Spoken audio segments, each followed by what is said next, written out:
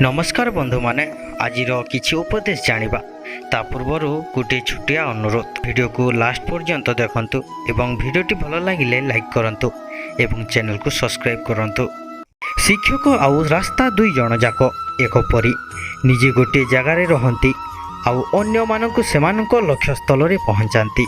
भाग्य एवं हृदय मध्य केबे भल संपर्क न थाए, जहा हृदय रे थाए ताहा हृदय रे न थाए। परिस्थितिर बाहाना देखाई संपर्क भांगुथिबा लोक जीवन रे कदापि संपर्कर मूल्य बुझी पारेनी कि केबे शांति रे मध्य रही पारेनी। धन ठारू मन काले काले बड़ धन तो दुई दिनर मन थिले धन प्राप्त होई ए रीति दुनियार। कौनसी मनीष सबु बेले एका बोली रही न थाए। समय परिस्थिति और लोक माने ताकू बदलाइबा पाई बाध्य करि दियंती।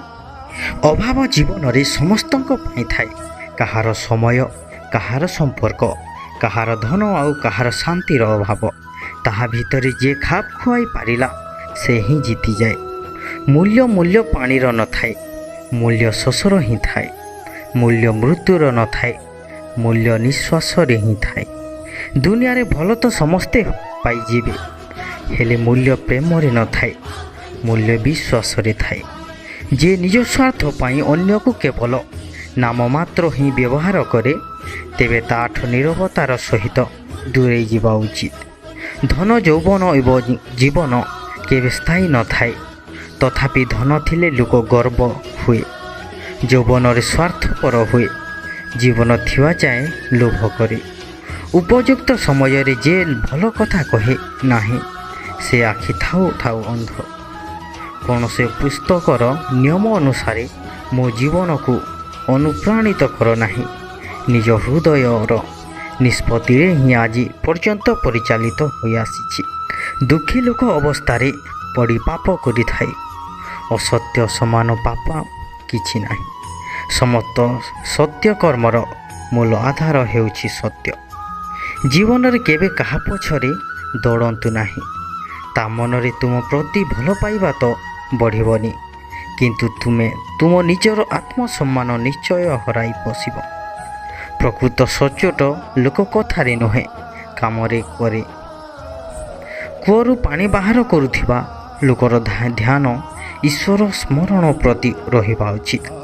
संसार रे मनुष्य ही एकमात्र प्राणी जार विश्व तार दांतरे नुहे ता कथबार्तारे थाए। आशारे ही जड़े व्यक्ति अग्रसर होता है। तेणु निराशा को प्रत्येक व्यक्ति निज ठारू दूरे रखंतु।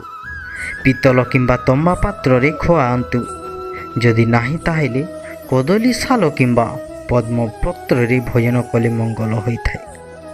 विपद काल रे वृद्धर उपदेश ग्रहण करिबा एवं विचार काल रे वृद्धर मत ग्रहण करिबो।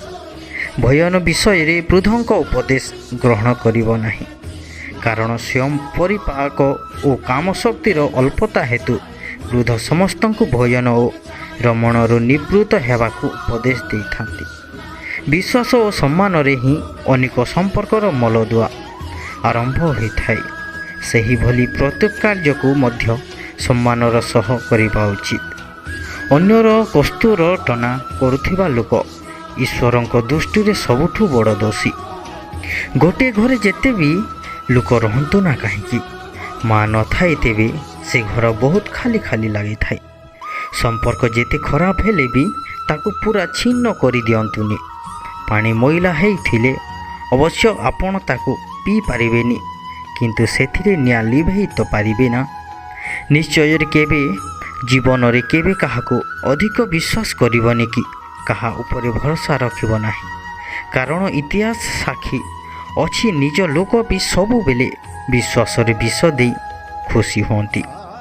जीवन रे केबे काहाको कष्ट देव नाही, कारण से तो तुमको क्षमा करिदेव किंतु भूली पारिब नाही। थरे मोहम्मबती भितरे सूता कहिला, मो जलिले तू काहेकि तरली जाऊ।